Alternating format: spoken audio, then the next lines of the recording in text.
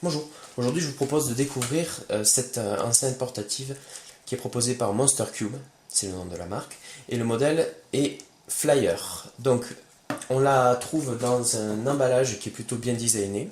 Sur la partie supérieure, le modèle est rappelé, sur la partie avant, on a la marque qui est rappelée, et au dos, on a les caractéristiques techniques principales du produit. Donc ce qui est important donc de relever, c'est que c'est un produit qui fonctionne avec la technologie Bluetooth 4.1, qu'on a donc une portée de 10 mètres. Ça, c'est les normes Bluetooth. À partir de la 4.0, on était déjà à des portées de 10 mètres. Au niveau de la puissance du haut-parleur, on est sur 5 watts RMS x2, donc on est sur un son stéréo. La capacité de la batterie de 5200 mAh. Le temps de charge est estimé à 4 à 5 heures et le temps de lecture va de 12 à 15 heures.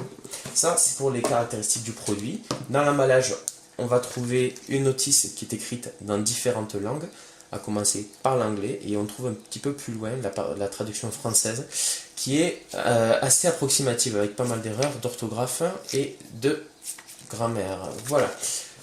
On a également un petit câble de charge qui fait d'un côté micro USB et de l'autre USB 2, donc qui permet de charger la batterie des enceintes.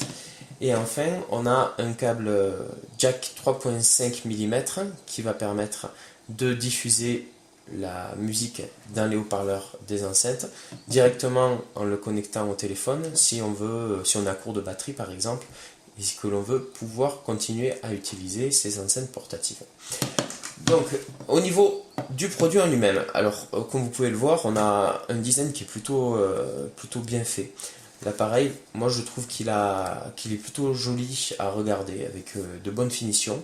On repère tout de suite la lanière intégrée sur un côté qui est faite en simili-cuir, qui va permettre de transporter facilement les enceintes.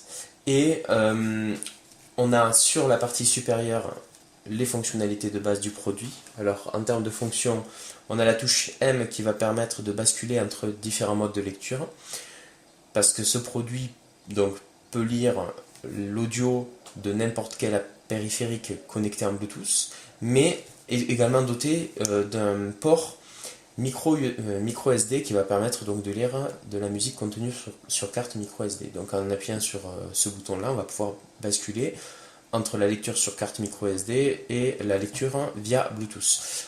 On a le bouton lecture ou pause, on a le bouton avance rapide pour aller à la piste suivante, ou alors le retour pour aller à la piste précédente. Et quand on fait des appuis prolongés, on va pouvoir monter ou diminuer le volume.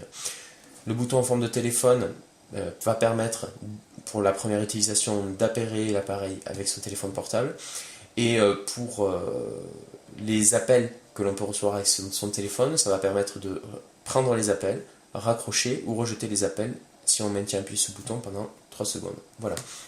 Sur la tranche, on a les différentes fiches en entrée qu'on va pouvoir trouver. Donc on enlève le cache.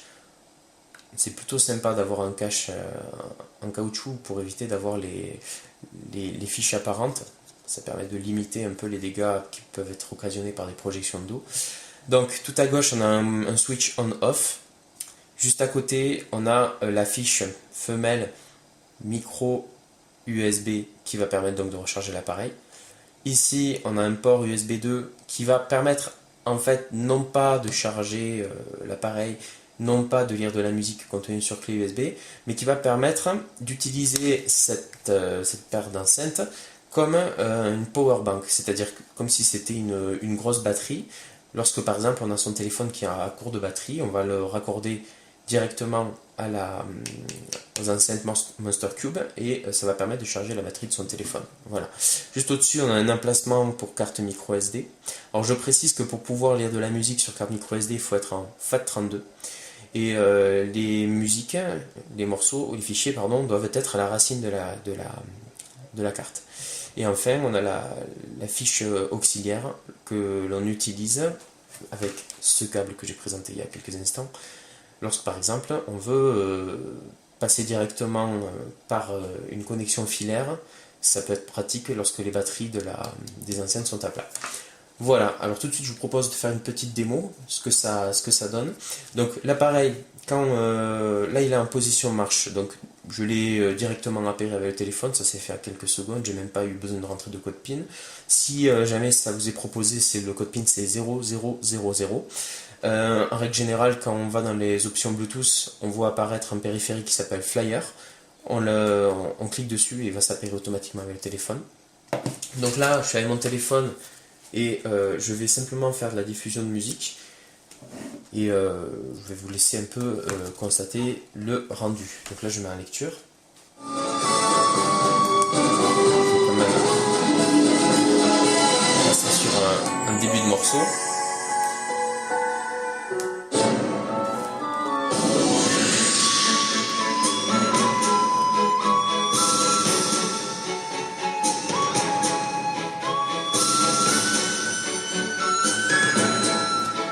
Et donc pour changer le volume, on va faire des appuis courts sur le bouton qui est là.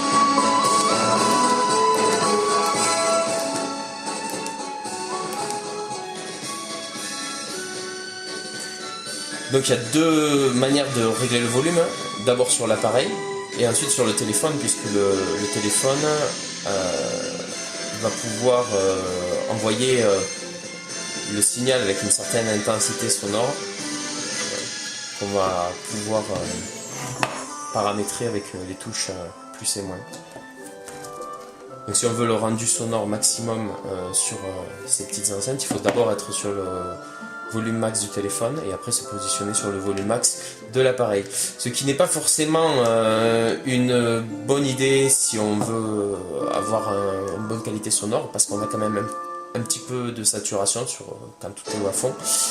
Et la notice indique par ailleurs qu'il faut un petit temps d'adaptation, compter 30 minutes à bas volume avant de pouvoir pousser l'appareil. Voilà, ça c'est pour pas trop abîmer les membranes des haut-parleurs. Voilà, donc au niveau des fonctionnalités, bouton pause. Donc là je mets en pause la lecture sur mon téléphone, lecture. Piste suivante avec un maintien appuyé. Piste suivante. Montée de volume, appui court. Et vous allez remarquer que quand on est sur le volume maximum, en fait on a un petit bip qui indique qu'on est sur le volume maximum. Vous allez voir. Là le son est quand même puissant.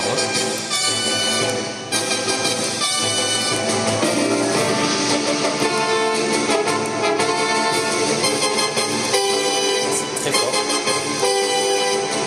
On va arriver au son maximum. Voilà.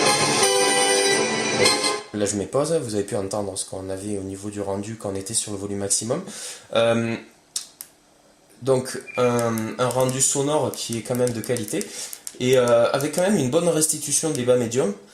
D'ailleurs ça m'a plutôt surpris. En fait la coque de l'enceinte va servir de caisson de basse pour améliorer le rendu sonore dans les fréquences basses.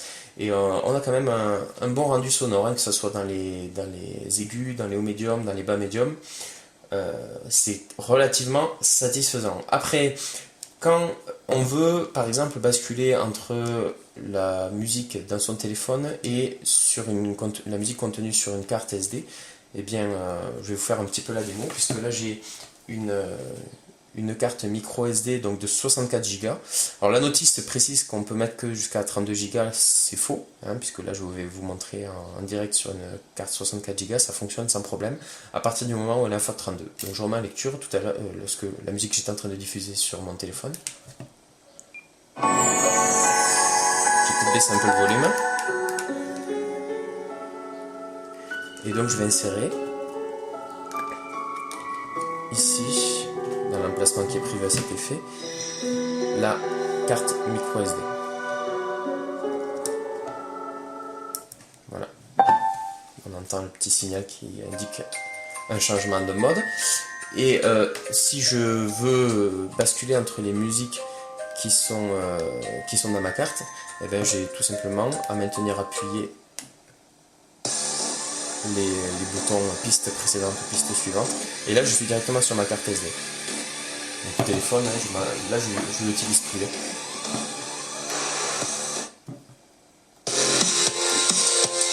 Et là, on a une qualité sonore qui est identique à tout à l'heure, avec un très bon rendu. C'est pas tout à fait le même style de musique, comme vous pouvez le constater, mais le rendu sonore est également au rendez-vous. Je refais la démo en montant un peu le volume.